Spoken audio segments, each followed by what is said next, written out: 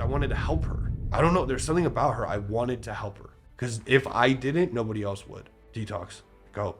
This all unfolded from being dirty, grimy, loaded. But in this process, I learned that I use helping other people as a distraction from dealing with my own stuff and filling my own cup up. What's your overall like kind of view and take on stigma? I've never really understood it. I've never really like I guess I understand that it's generational and I guess that it's passed down through that way, but I've never understood how like our generation can still include it.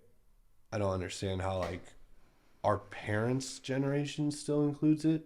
Yeah. I feel like we're all able to see the truth in a lot of things, but still refuse to accept it for some reason. Yeah, a little bit of denial. A little bit of denial, and Yeah. I'm not understanding the denial because it's so evident, especially when it comes to like mental health, drug addiction. Like those things are so evident that it's like I'm not sure how we're still in denial about anything. How is it so evident?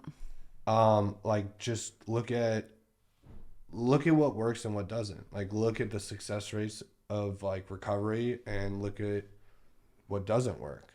You know, like mental health. Like look at what just dealing with it on your own does and what seeking treatment does. Like what are the success rates? What are the results? What's the quality of life in people? And I think that you can pretty easily see that like that old school way of thinking of like we just deal with it on our own. We don't take medications. We don't talk to people about our feelings. We don't open up has gotten us.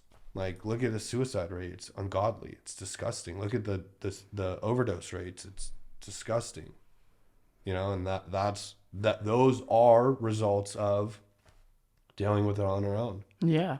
Because we're just living in the stigma of it. We're living in the stigma of like we don't talk about our feelings and we deal with this on our own and we just get sober and stay sober. We control and moderate and just do it. Yeah, that's the belief a lot of people have. Like Just you go do to it. treatment and you're that. cured. I hate that. It's just like nah. Yeah, but it also comes down to like education early on in the beginning. Because I mean, I was fortunate enough that circumstances led me to get help. Right. But I didn't know what the fuck depression was, how to identify it, what anxiety was, what mental illness was, that I even had PTSD.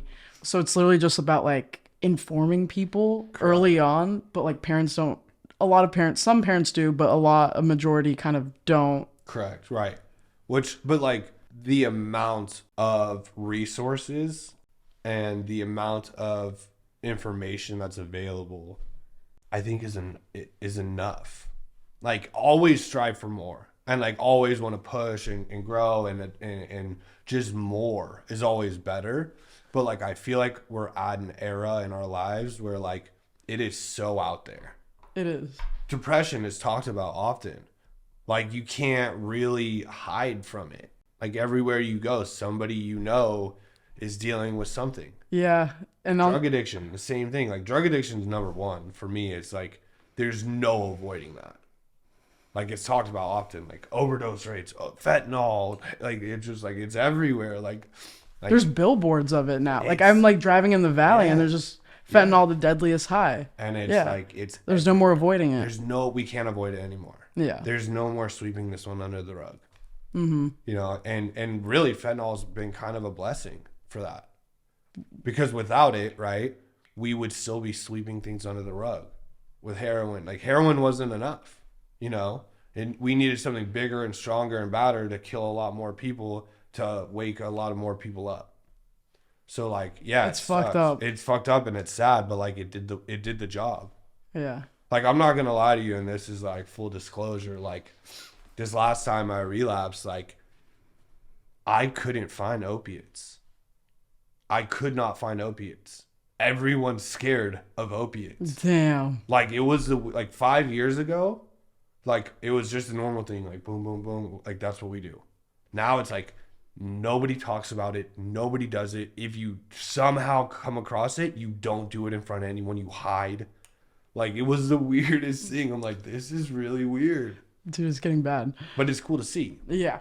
It is, in a way, it's cool to see. It's cool to see because it's like, dang, dude, it really shook a lot of people. Even hardcore. I'm talking about dudes cooking crack Like just like crack, like coke, fucking meth, like everything's out there, but then you comes to opiates and everybody's like gets silently quiet. We don't do that. We don't talk about it. It's not allowed here. It's like Yeah, and it's getting to the point where like a lot of us are emotionally we like, fucking hate it because like yeah. our friends we know. Yeah. You know what I mean? It's sad.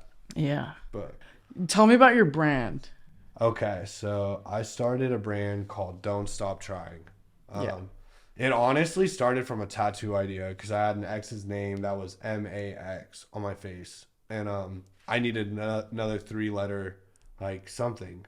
So I was trying to think of like what can I put there, and I was like, what do I stand for? And I was thinking a little bit, and I was like, don't like what separates me from all my friends who are dead? Like what makes me different from them? And it was like, dang, I don't stop trying. And then it clicked, don't stop trying. DST. I was like, that's sick. I was like, I like that. Don't stop trying.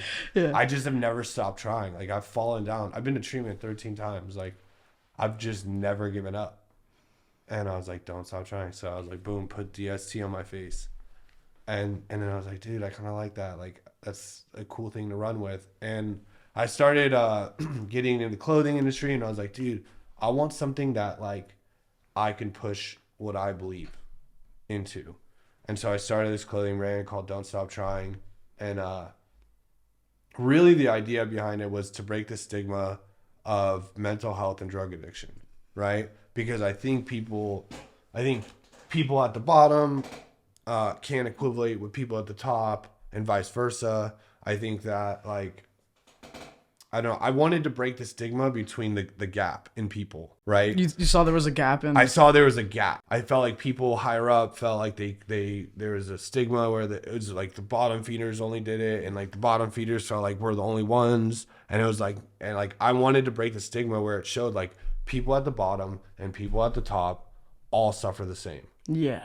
We're all the same people. Like there's no difference between the dude in the gutter slamming heroin that's a homeless person compared to someone who is the most famous celebrity on earth.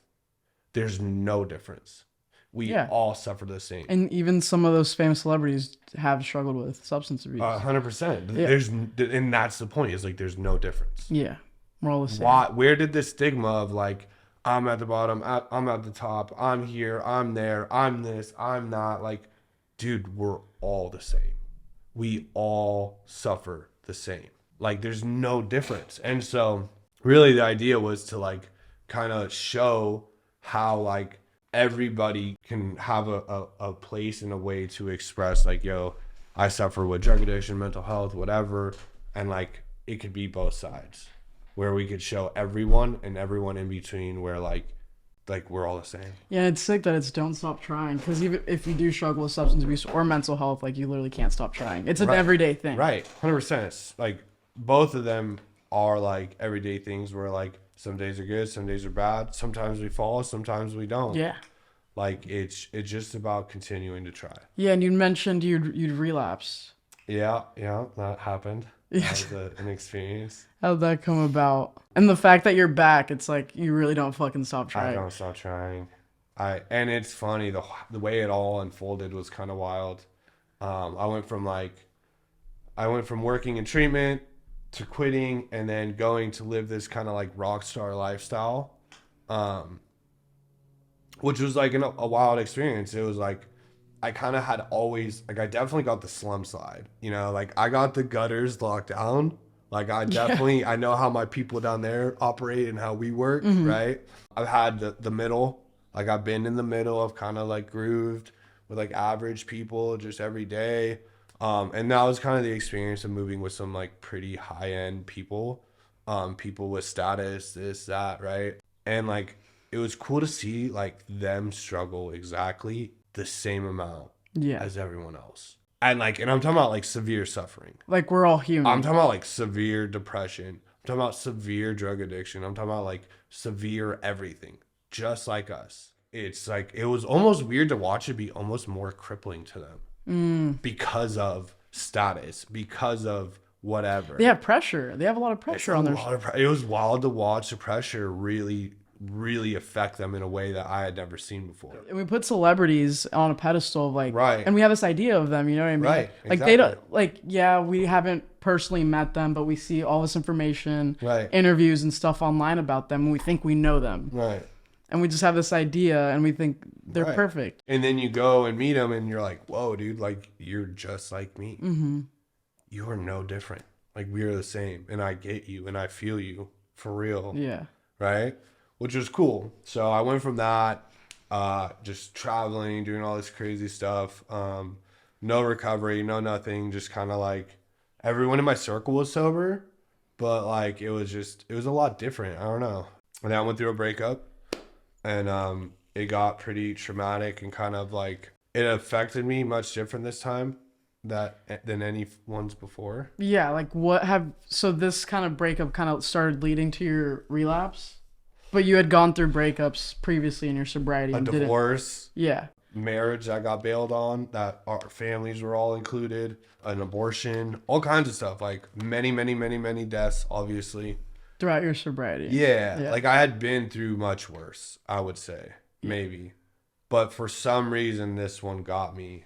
I don't know why. And you asked me earlier why. Yeah. I don't know why this got me. Like, what was like the mindset you were in? I remember I was like, somebody sent me something about something, and then like I happened to like, then I got semi nosy and went and looked, and I saw my ex was following her ex, and then and I was like, damn, like it couldn't be someone random, like it couldn't be like some random thing where you just like were trying to fix your feelings, like with, you know what I mean? Yeah. Like that's what I do, and that's a bad habit of mine. Is like I'll use sex as a way to not feel the way I'm feeling, right? To not feel, right? It's almost like a drug. Yeah. Like I use sex as a drug sometimes, and that's like sex and love addiction's a whole nother thing. It's like a real thing for me. Like I use it because imagine in 5 years I've had to go through so much that like, and I never got loaded, but like I did use sex. We subconsciously go to another way 100% of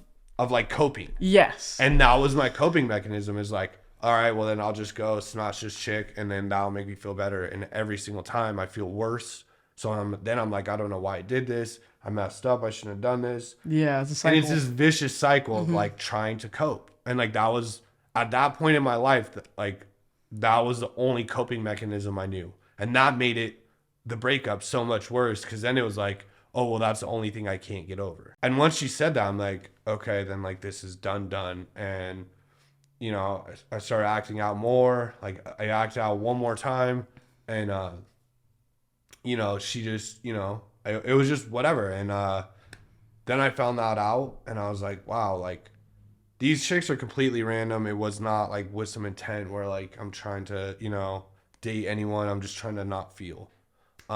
You're going back to an ex where you're trying to reconnect some stuff. Yeah.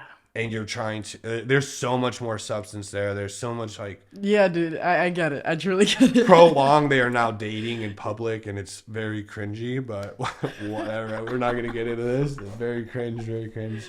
Like you have my name on your throat, and we were engaged 1 month ago, and you're already with your ex. That's like a really bad look for you. You're slightly embarrassing me and yourself, obviously. But we're not gonna get into that. But when I saw that, I was like, damn, you know what? This really sucks. This really hurts. And I called one of my old buddies that like, and it's funny because my buddy and me, I had sponsored him for a while. Then he relapsed, and I'd sponsor him, and I'd take him under my wing. And then I hated him when I first met him. When we first met each other, we hated each other. I'm like, fuck this It's kid. almost the best friend. Dude, I was like, fuck this kid. He's a rude little prick. Like, I don't fuck with him. And now we're best friends. Yeah. And we've been family ever since we met. And he had seen me loaded one time. I relapsed. And then we just had never gone load together. It was weird. And so I hit him up. I knew he wasn't sober. And I was like, yo, like, let's have some drinks. Let's send it. I want to get fucked up. And he was like, all right. Just like made that decision. I was like, yo, you like, I have never judged you. I've never done anything. I've always made you feel like family, even when you're drunk or loaded. Like, I don't care. I love you. I was like, and I need that in return right now. Kind of guilty, kind of like Yeah. manipulation right there. But that's what we do, dude. When we get in that mindset. I was like, I know you're drinking, I know you're using.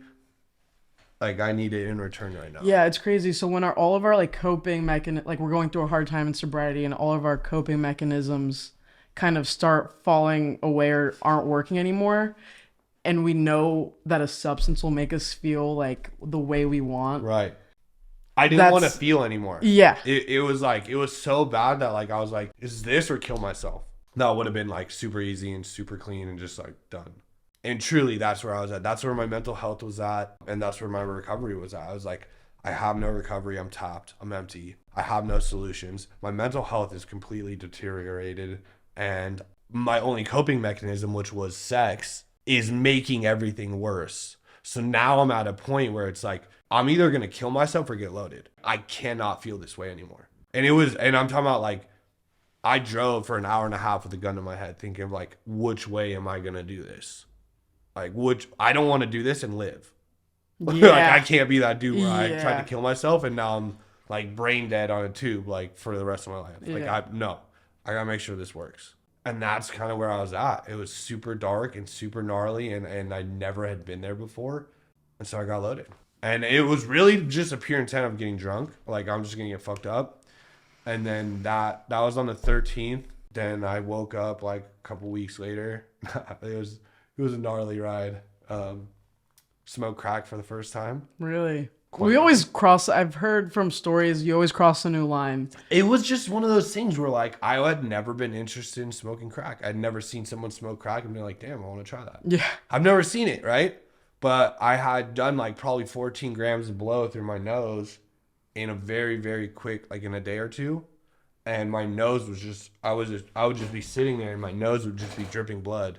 Just dripping. Like I had like 4 or 5 shirts of that bloody shirts. That just, I was like, my nose is done. And then Time to go to someone and then I else. just saw someone smoking crack out of a bomb. I was like, that looks sick. That looks easy. Like I could probably do that. Took a rip and it was like nothing. The stigma of crack, right? Hear this out. Hear me out. I had this stigma of crack being some crazy thing. And I was like, whoa, this is way better than snorting it. I was like, this is mellow. I'm not fiending. I'm like, this is like, my nose isn't busted. I'm like, it was like not what I expected. That is insane. Right? I had this stigma of crack. And then I did it and I was like, wow, this is nothing like what I thought it would be. This is actually pretty chill. Yeah. Not bad. Like, it was weird. Yeah. And so, yeah, I went on this pretty gnarly run. And like I said, the whole time, there's a gnarly stigma of opiates right now. Like, people are like, nah, we don't mess with that. Like, I don't want around me. I don't do it. I don't mess with it. And these are all ex-heroin addicts. But you know what I mean? Like, I'm over here smoking crack. It's like, okay, well, I'm smoking crack. I'm not smoking heroin. It's like, I don't think they're any different. But, you know what I mean? When we're in that mindset, we're like, yeah, I'm doing But better. it's weird. It was a weird thing to experience of like, 5 years ago, everybody was just openly doing heroin and like it was a cool thing to do. And now it's like, everybody's like, no, we don't mess with that. Mm-hmm. So I went on a run. Seeing that really got me. Yeah, it's crazy though, because like fentanyl that's killing people, it's like they're putting it in like cocaine now. So when I got sober for that 5 years, what got me sober was we had gotten like I think 7 grams of blow. It happened to be really good blow, but it was cut with fentanyl and we didn't know it. Long story short, the very ending of it was I had passed out somehow and I heard this sound and I was like, dude, what is that sound? And I kept like coming out of this drug stupor. My roommate had done a line of the blow that was cut with fentanyl and fell out in his bed and he had thrown up in his mouth and he was doing the death gargle. So I instantly woke up and I saw him like gargling on the vomit. So I called 911 and they're like, yo, you need to give him CPR. And I was like, absolutely not. Like it had been dried there. He had been there for a while. Yeah. And I was like, I can't do it. And they're like, all right, roll him on the side. And he was a pretty big boy. So I rolled him on his side and all this black stuff spewed out of his mouth. And they say like he was in the ICU for like a month and a half. That's what got me sober, that experience. I went to treatment for 90 days, went to jail for 6 months. And then I stayed sober ever since. Yeah. But yeah, that experience of having it cut with like, and we didn't know at that time. Like that 5 years ago, that wasn't very popular. Yeah. You know, It's been getting crazier It's since. just been getting crazier, but we just happened to get one of the first batches that was cut with fentanyl in it. And, you know, that was the first time I ever shot dope. And I remember I fell out for a long time and they couldn't wake me up because we did the coke and heroin together. Yeah, it was pretty gnarly. So, yeah, they're cutting into everything. Yeah, drugs don't fucking discriminate. Yeah, that was an experience. I think that's just the final straw. Like, seeing that broke me, and I was just like, yeah, like, I'm done. Quit. It's either this or kill myself, and this seems like the better option. Yeah, and I think what are you doing today to kind of get back on track? Like like not using sex as a coping skill.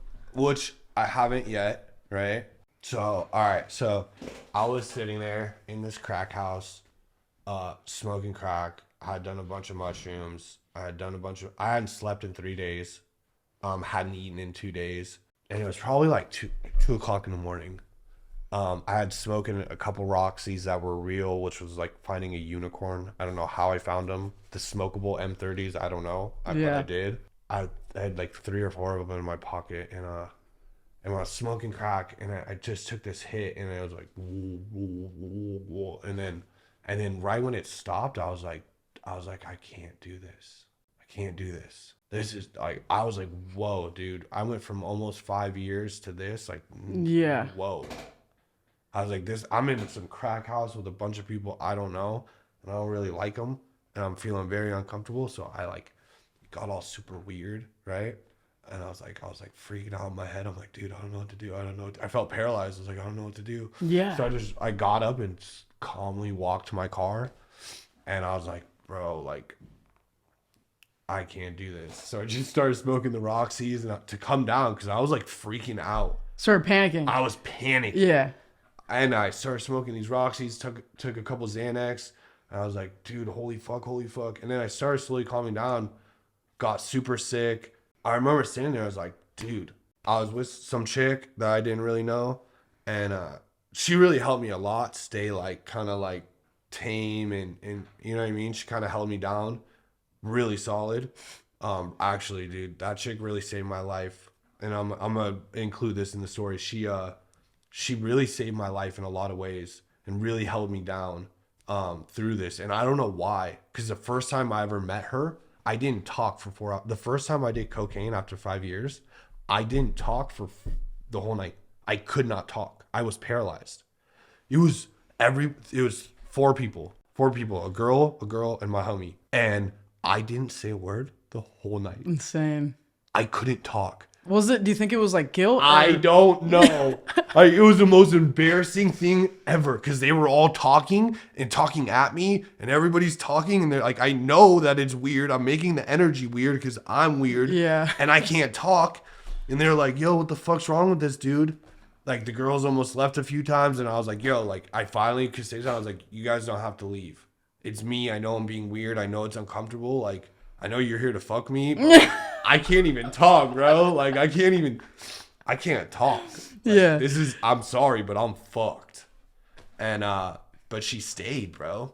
That chick stayed and, like, just, like, rode the fucking wave. And, like, and then she kept holding me down, like, don't do this, like, or slow down. Like, and I've never gone loaded with girls for that reason. Mm-hmm. Because I don't want to be told, and even other dudes, but mainly girls, because, like, you know, most dudes, like, or whatever, when you're getting fucked up, you want a girl or a guy or whatever, right? But I couldn't. And even dudes, if somebody told me to stop or slow down, like, fuck, you're done. Like, get the fuck away from me.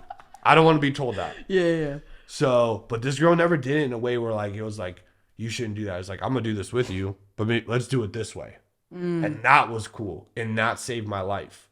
It was the difference of, like, not don't do that, but, like, I'm gonna do it with you, but let's just do it this way. Yeah. And that was sick. And that saved my life. And was it like safer? It was so much safer. That chick, like, made me feel so safe and okay. And, like, I kept panicking. I had so much anxiety the whole time for 2 weeks. And she would just be like, yo, smile. Finally be like, I could cry. She, like, helped me smile. And that's it. And it was, like, pure. It wasn't like, yo, I'm, like, dirty, grungy, trying to get at you and fuck you. It was like, yo, like, I don't know, something about you I'm drawn to, and I really fuck with you as a person, and, like, I want to help you. And it was like, I want you to smile. Yeah. Like, do you know how long it's been since someone sat there and been like, yo, You should smile. you should smile. Yeah. Like, let me help you smile. What Yeah. can I do to help you make you smile? I just want you to smile. That it makes me happy. You happy makes me happy. And it's like, you know how long it's been since somebody, especially a female, has sat there and done that with me? I don't know if ever. I don't know if any Just female has fucking- ever done that. It's a fucking little things. It's so little. Yeah. But like, that's me. I'm a Cancer. I'm mad sensitive. Like, I'm mad emotional. Like, Yeah. those things Yeah. mean more to me than anything on earth. The fact that she sat there and was like, yo, I just want you to smile. You know what I mean? Did anything she could all the time just to make me smile. I was like, that saved my life. Because when I get in that dark headspace of like, go, destroy, like mask, bury, like that's when I'm probably going to go too far and probably die. Mm-hmm. And that girl saved me from that. So I remember so it was that night, right? And I was like, I looked at her, I was like, I can't do this. I cannot do this. I'm done. I'm telling you, I'm done. I'm going back to being sober. I can't do this. I'm done. And she's like, I want that too. And I was like, okay. Okay. I was like, all right, yeah, I'm dead ass serious. Like, I can't fuck with you or talk to you or be associated with anybody unless you're serious. She's like, I'm dead serious. And this is a girl that I saw that would never have a chance. This girl, nobody would help her. She was stuck and nobody was going to help her. Who does she know that's going to help her? Yeah. No one. They're all crackheads and drug addicts and people that will probably want to use her. Like, nobody's going to help her out. And I've been in this industry for so long. I was like, I know I can help her get out. So we go to a hotel. It's like 4 in the morning, 6 in the morning, right? And I get us a room, and I was like, I have 2 Roxys left. I'm gonna smoke these, and then I'm done. So we smoked them, whatever. We slept for and we hadn't slept for 3 days. I hadn't eaten in 2. We slept from 6 in the morning to 7 at night, and the Roxy was still on the table, right? And I fucking was like, that was the moment where I was like, fuck, I'm semi-fucked, because I wanted to throw away, right? I made that vow. And I remember she went to the bathroom, and I ran outside, took 2 hits, and she comes down, she's like, good morning, and it's 7 at night. I'm like, fuck. You know, I felt the guilt. Yeah. I felt the guilt, and I don't like that. Yeah, you have a conscience. That's what I've been talking dude. about this whole, I don't want the guilt. Yeah. So I crumbled it up and I threw it, and that was the last time I got high. We went and got some in and out. You got her sober? Well, you got So her okay, treatment? so we kept sleeping till the next day. I dropped her off somewhere, and I was like, yo, like, whatever, like, I'm gonna go be sober. So I went back to my mom's. I left her wherever, and I was like, damn. And we were texting a little bit, and she's like, yo, like, if you know anyone or anywhere that maybe I can get into, like, I'm open to it, right? I go get rid of the suicide threat, and in that terms, I'm talking to my buddy Justin, and I was like, yo, I got this girl, no insurance, completely fucked. Please help me get her in somewhere. The next morning, actually, I think it was that night. Happens quick. It was quick, bro. It was so quick. It was it was either that day or the next day. He's like, yo, I got her a 90-day scholarship to a treatment center in Orange County. That's fucking awesome. I was like, are you down? She's like, like, you know what I mean? And she's The like, hesitation. I guess. Yeah. You know what I mean? Like, yeah, I'm down. I want this. This is happening really fast. I was like, I told you. I was like, this is my golden ticket. I've never used it. I've been in this industry for so long. I've never used it. I've tried to use it before and it just never worked out. And now it's working out for you.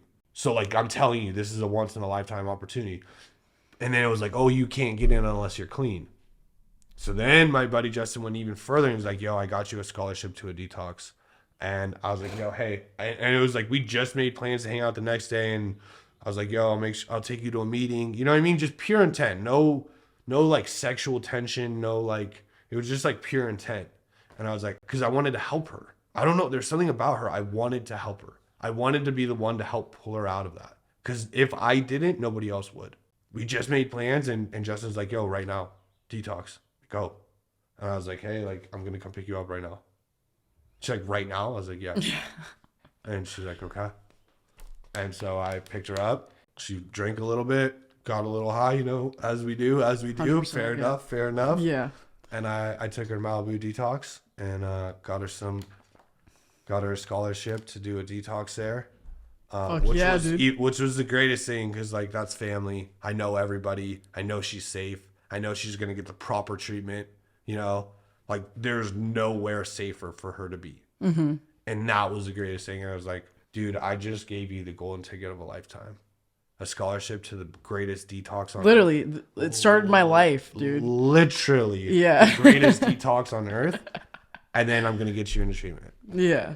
That's fucking awesome, dude. And it was so sick. And this was all like, this all unfolded from being dirty, grimy, loaded to like, I'm going to get sober and I'm going to do this. And like, all of this was like all super fresh. Like, that was my intent was like, yo, I want to help you. That's amazing. But in this process, I learned that like, I use helping other people as a distraction from dealing with my own stuff and filling my own cup up. That's like a codependency thing a little bit. I like to help other people so that I don't have to deal with me. And so I'm always pouring into everyone else and never into me. Yeah. And I always suffer because of it. And so like that is not okay. Finding a balance. I need to fill my cup up and be okay with me and myself, and then I can pour whatever into everyone else. As long as you. But I you. refuse to put into me, and that is my problem. So that is something I'm starting to deal with. Yeah, it all starts with the awareness. The awareness. It's been a crazy journey. It's been like the way things have unfolded from like, you know, it was such rapid fire. Like it was just like boom, boom, boom, boom, boom, boom, boom. You know, it was like a lot of things. So many firsts. I ate an oyster for the first time. Dude. That chick got me to eat an oyster. I never ate nobody's been able to get me to eat an oyster in 30 years. And I tried one. Was it good? No, it's disgusting. Yeah, it doesn't sound good. But I guess you're supposed to put stuff on it. I just ate it raw. Oh. Which is even worse. You know? Do you eat you just eat the insides? Yeah, it's that slimy part. It's gross. Not a fan. Doesn't seem appealing. I had a lot of firsts. Smoked crack for the first time. Did ketamine for the first time. All kinds of first timer things. A lot of things I can cross off the list of like, okay, like this doesn't work. It doesn't work. I think you knew it didn't work though. I knew it didn't work, but honestly, I am very grateful for it because I'm here today. Yeah. And it was either go through this experience or kill myself. Yeah, dude, it played out the way it needed to. Yeah. You know? The experience, you learn something. You have more insight on yourself. What you need to work on. 100%. And I'm like super, like I hadn't been excited about working on myself in a long time. Probably like a year and a half. I had not been excited to work on myself. Before I met my ex, I really was on this like relationship version of it where like I was healing a lot and I was growing a lot. I had been single for 3 months and I was really just like honing in on me and myself. And I was so close to being in tune with, and then I met her and then I like had lost it all. Like I had met her at just the wrong time. Yeah. I've never been so excited for a journey and growing and changing and adapting and becoming a better person and not using sex as a coping mechanism and just like, I don't know, I just want to be a better person. I want to grow. I want to change. I want to just be better.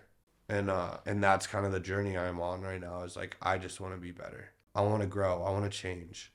I want to be the best person I can be. You know, I want to be the best friend, son, you know, like I've had a lot of stuff. Like, so that Saturday morning or Sunday morning when I got home, my mom hit me with, I have ALS. Fuck. Which my uncle died of not too long ago. And it's pretty much a death sentence. Like a matter of time. It's a matter of time. Your body, there's no cure, there's no nothing. It's a death sentence. And I cried for like, I've cried every morning for the last like 3-4 days. Every morning I cry. I think about it. Think about like doing life without her, and I get all spun out on it. Of course. It's heavy, but it's also like it happened for a reason. Like, what are the odds? Like the moment I get home, my mom hits me with that. Cause she didn't hit me with that. I was like, I want the truth. She's like, yeah, like they say ALS. I'm gonna go get a second opinion, but it's probably ALS. Yeah.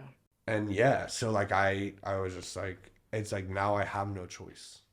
I do have a choice always, but it's like I'm put in a position where it's like I have to do this, not just for me, but for her. Yeah.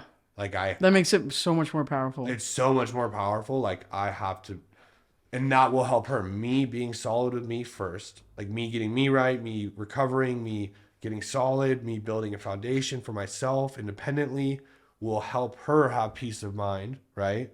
So that like she'll know like when the time comes, I'll be able to be in a position to help her. Yeah. It's beautiful. It's bittersweet almost. It's heavy. I'm excited. Like she's going to be so happy to like see you flourish. It's heavy. Yeah. It's heavy. But I think this is just the way God, the universe, whatever, has shown me for the last time. Like, hey, dude, this is what this is. I cannot make it any more clear for you, but this is what it is. And it's either this or I don't know. Yeah. I don't know what the other side looks like, and I don't want to find out. I don't want to find out. Yeah. I want to be okay. 100%. Is there anything else you want to put out there? The tattoo stigmas. What's up with the tattoo stigmas? They suck, dude. They're terrible. And it's funny because everyone's like, it's 2020, 2023. It's been like from 2020, 2021, 22, 23. Like, it's all been the same. Like, everybody says the same stuff. They're like, oh, it's not, like, there's no stigma. There's no, like they're so acceptable now. And it's like, no, they're not. People look at me and they, like, grab their purse. I'm like, do you know my tattoos cost? My hand, just my hand alone costs more than that purse. You know that, right? Like, do you know how expensive tattoos are? Yeah. Like, my body's worth far more than your purse. Yeah, dude. I actually had I usually don't have long conversations with my mom. Like, I usually like keep it short and quick. Like, hey, love you, bye. Right. But yesterday we actually had like a 20-minute conversation, and I sent her. So I just saw my sister this weekend for the first time since I was in elementary school. Wow. And I took a picture with her, and my tattoo was showing. My mom's like, oh yeah, before we hang up, like, did you get another tattoo? Like, why would you do that? She has that stigma around tattoos, like it looks bad. Right. Yeah. I'm like, she was like, don't get any more. She was like, are you going to get more? I'm like, of course I'm going to get more. And it's weird because it's, yeah, exactly. It's not just like, for me, because I am so heavily tattooed, I kind of got them with the expectation where I know it's going to be a wow factor. I was not ignorant to that. But at the same time, it's kind of like, yeah, I don't know. Sometimes I get surprised. And it's like, I can understand me being next to the old white lady where she's like, you know, in some rich neighborhood, might be a little scared, right? She might clutch her purse. She might be a little intimidated, right? Yeah. I can see that. But like, I had experiences where like I'm in the trap house, like just recently, and everybody's looking at me like, dang, dude, is this dude going to try and rob us? Is this like, and everybody's judging me. Everybody's looking at, like, in the trap house, everybody's judging me. I'm like, bro, this is not the place to judge me. Yeah, like, you shouldn't be judged. Why who are you judging, bro? Are you gonna rob me? I'm worried about you robbing me. Like, are you guys gonna get me? Yeah. You know? I'm like, dude, I'm chilling, bro. It goes back and And forth. it's funny because like so many people and then in relationships, right? A lot of girls look at me and they're like, dang, this dude's like a fuck boy. This dude's a tool. This dude's toxic. And it's like, this dude's probably an asshole. And I'm like, I'm so like mellow. I'm like chill. I'm like trying to grow. I'm trying to change. I'm trying to be better. I'm soft. I'm gentle. I'm like, a lot of girls like, I looked at you and I definitely did not expect you to be who you are. And like, there's a mad stigma behind tattoos. Where they're at, how many you have, what they look like. Yeah. You know, face tattoos are huge. Yeah, that's a big one. It's a big one. Even people who get tattoos are like, oh no, face is off limits. Yeah. Face was off limits for a long time until it wasn't. Yeah. I've crossed a couple bridges that I didn't want to cross, and then, you know, kind of like drug addiction, like but I love them. Like I am gonna finish the whole top of my head. I'm gonna be fully tatted head to toe. I'm leaving the rest of my face alone. Haven't decided if we're gonna laser off the names. I don't want to be petty about it. If the day and time comes where I'm like, hey, like I want this off my face, I'll do it. Right now, I don't really care. I got it because I wanted it. Yeah. You know, I covered the ones, this was an X. I covered the ones I didn't want there. I did want this one here. I did want these here. I don't know if I'll cover them. I don't know if I'll laser them. I haven't decided yet. It's bold. It's bold that you get their names tatted. So this is an X. This is an X. This is an X. This is an X. This is an X. This is an X. I have an X on my side I covered. I've gotten a few names. Because I'm a rider, dude. Yeah. I ride for mine, right? Like, I want to be the boldest. I want to make the most noise for my partner so they know, like, yo, I fuck with you. And you only. I want you and everybody else to know, like, I don't fuck with, like, I've never cheated in 30 years. Not one single girl I've ever cheated on. Like, I don't cheat. And, like, I just, it's not my thing. Like, I don't fuck with that. Like, if I'm with you, I'm with you, and I fucks with you, and I ride with you, and that's it. That's it. That's it. End of story. End of story? End of story. Is that it? Is that all you want to put out there? Yeah. I fucking hate the stigma, dude. I hate the stigma on tattoos. I hate the stigma on drug addiction. I hate the stigma on mental health. Like, dude, like, just get help. Get treatment. Like, it's time to grow up. Yeah, talk about it. Talk about it for real. Like, talk about it with your friends. Be like, yo, like, I'm not okay. Reach out. Get help. Like, it's okay. It's safe now. We're in a time and a period where it's like, we're not our parents and we can talk about it. Yeah. And we can get help, right? It's time to grow up. That's growing up. That's being an adult. Burying it and squishing it and dealing with it ourselves. That's not the solution. It's never worked. It never will work, right? Getting help is the solution, you know? Go to your local, like, find help. If you don't know how to get help and you're in the Los Angeles area, come find me. Yeah. Come, literally. I'll help you. I'll do whatever I can to help you. Obviously, that's my toxic trait of, like, trying to pour into other people. Like, I'll help you. I want to help. Truly, though. Yeah. Like, if you need help and you don't know how to get help or where to go or what to do, come to me and I'll guide you. Find friends that might know. Yeah. Google it. Yeah. Where do I go to get help for mental health? Yeah, that's what we're trying to do here with Fuck the Stigma. We're trying to build this community of like-minded people. I'm here. And then you're here. I'm here. I want. And then we help people, like, get mental health treatment, pay for their co-pays and deductibles if they can't do it. I love that. Yeah, dude. Then, like, come here. Yeah, Come to Fuck the Stigma. Like this is Yeah. the place. Like, this is what is needed. Like, come get help. It's old. This is old news. Like, let's start getting help, dude. It's getting, like, redundant. Like, let's get help. Let's treat it. Let's do this. And I also want to say this for drug addicts. Okay? I tried many times to just treat my drug addiction. And I ignored my mental health for, like, the first 7 times in rehab. I ignored my mental health every time. And I always got the same result. Right? I had 2 years and I ignored my mental health. And I lost it. Right? This time, I ignored my mental health. And I lost it. Mental health and drug addiction, if you have it, right? Go hand in, you have to treat them both. That's facts. It is mandatory. Yeah. You cannot just treat your drug addiction, or you can't just treat your mental health. They go hand in hand. You have to treat them both, and it is so 100%. important. I feel like a lot of people want to just go and they're like, okay, like, yeah, I'm depressed, but I need to treat my drug addiction. It's like, you won't be able to treat your drug addiction unless you treat your mental health also. 100%. Super important. Dude, I appreciate you. Thank you for coming on the podcast. Yeah, thank you for having me. Sorry, it was a wild ride. I spilled the tea. You really did. I really spilled the tea on this one. I didn't think it was going to unfold like this, but I never know how it's going to go. I didn't know how it was going to go, but I'm really glad it went that way.